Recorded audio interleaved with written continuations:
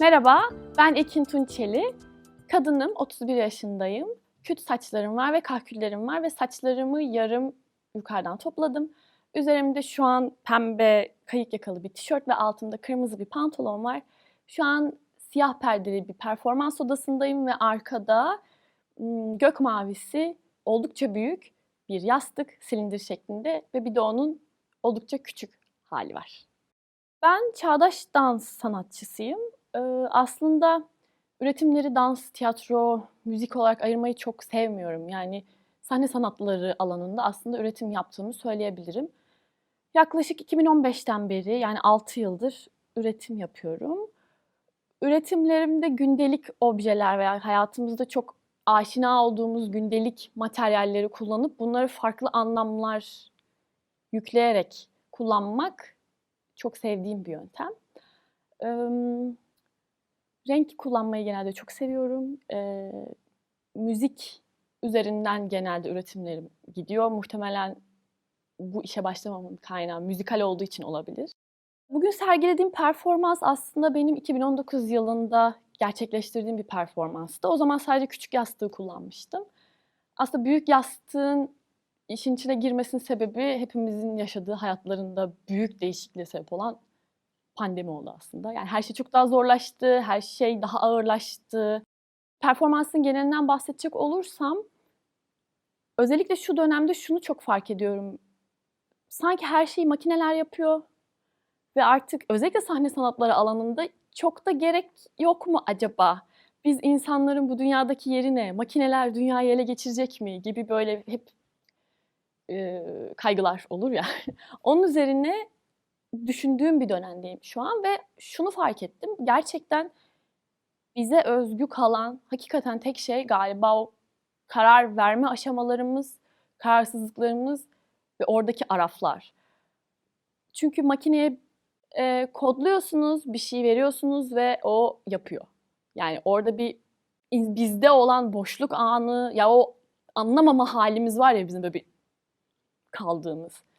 Onu çok kıymetli ve çok bize özgü bulduğum için aslında bu performansı gerçekleştirdim. Bu performansın en temel çıkış noktası bu. Bilmeme, karar vermeme hali, serbest çağrışım hali aslında.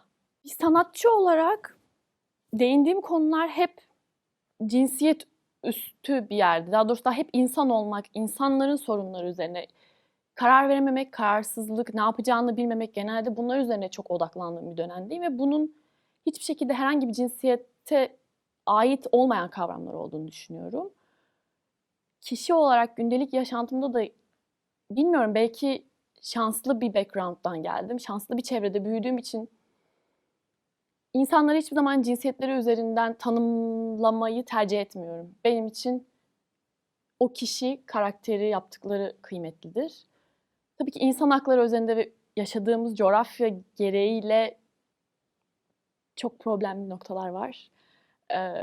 Yani en basitinden sokakta yürüme, sokakta gezme, gece dışarıya çıkma bile konusunda eşit durumda değiliz.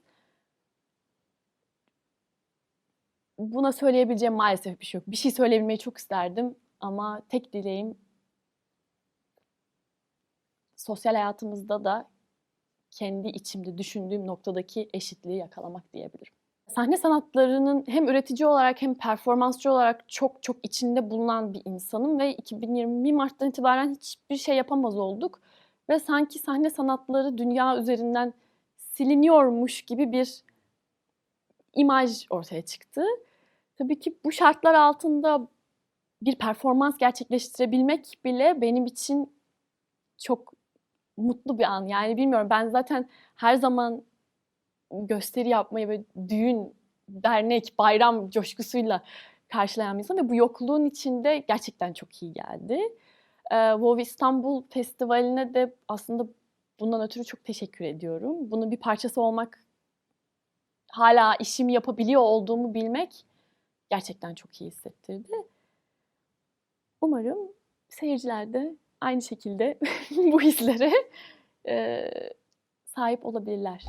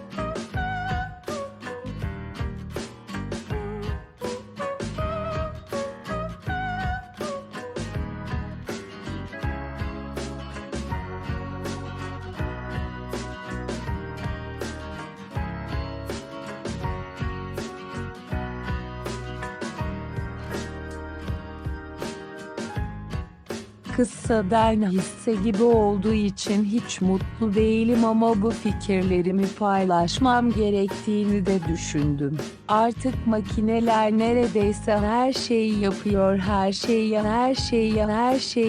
şeyi. Yapılması söylenen her şeyi. Konuşabiliyorlar bile. Ama galiba biz insanlara özgü bir şey hala var. Denemek ve karar verememek. Gülümseme açık ağızlı gülümseme açık ağızlı gülümseme. Görünüşe göre gülmekte hala bizde göz kırpan gülümseme.